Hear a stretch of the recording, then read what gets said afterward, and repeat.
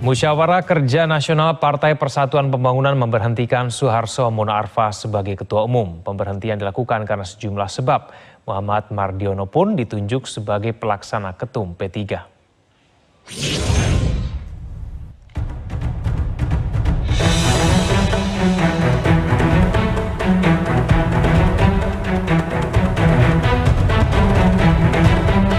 Partai Persatuan Pembangunan resmi memberhentikan Suharso Mono Arfa dari jabatannya sebagai Ketua Umum.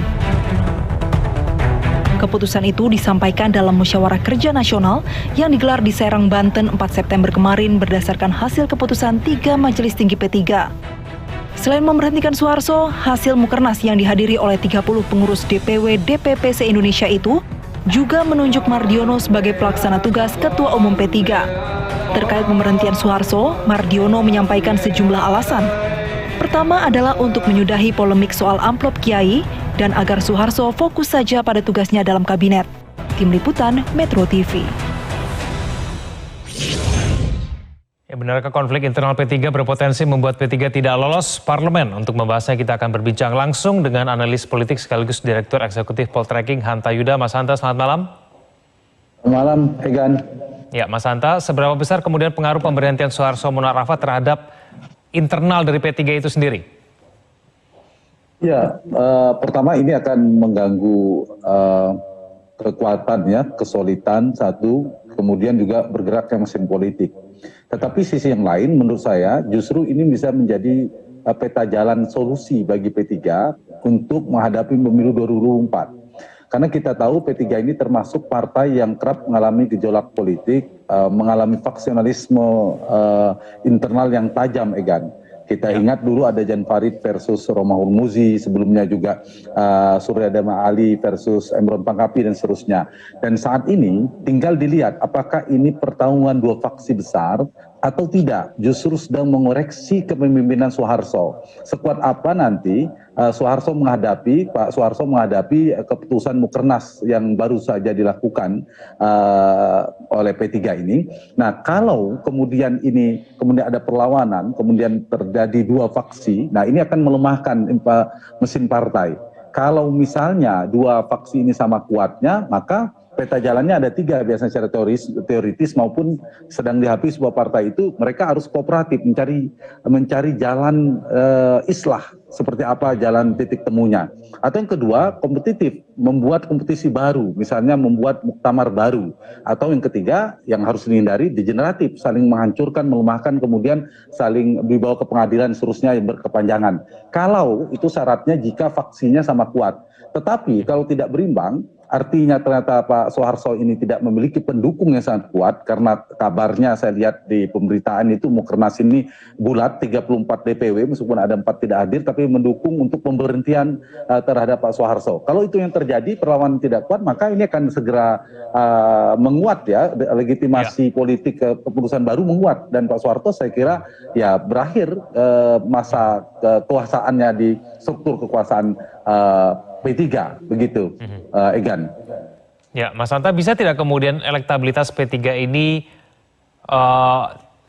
naik begitu dengan kondisi P3 dengan faksi yang mungkin saja sama kuat?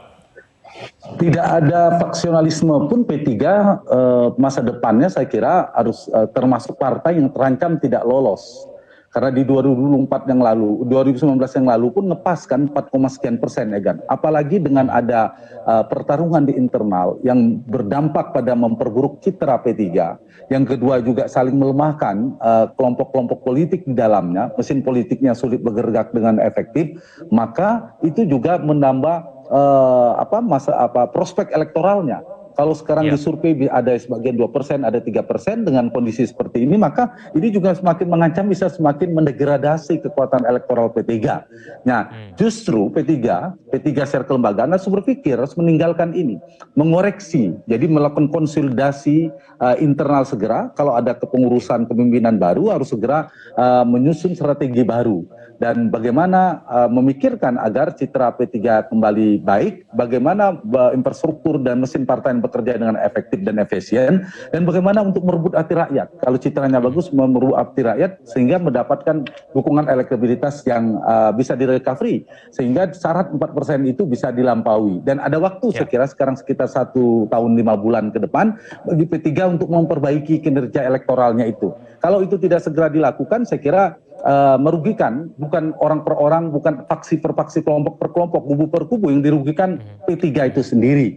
Dan saya kira Pak Soeharto, kalau saya melihat dari luar secara eksternal, berguliran beberapa hari terakhir ini memang sejarah politik legitimasinya melemah, dan ini puncaknya ketika Mukernas P3 memutuskan mengambil kembali mandat beliau sebagai ketua umum, sehingga legitimasinya tidak sekedar yuridik ya, tapi juga politik dan publik di dalam politik itu, Egan. Misalnya apakah ini mendapatkan dukungan secara politik? Ternyata pengurus DPW, pengurus provinsi, kabupaten kotanya ternyata menarik dukungan, ya saya kira semakin sulit untuk melawan gelombang protes di internal P3. Ditambah juga saya kira secara publik juga citra ketua umum juga saya kira menjadi dikoreksi oleh publik secara umum, sehingga ini saya kira bagi P3 harus mencari solusi, jalan keluar segera setelah ini menjadi solusi. Jangan sampai kemudian pergantian ketua umum tidak meningkatkan kinerja elektoral seperti yang saya katakan tadi, Egan. Baik, kita akan tunggu bersama proses politik yang akan berlangsung ke depannya. Terima kasih Mas Hanta telah bergabung sama kami di Prime Time News.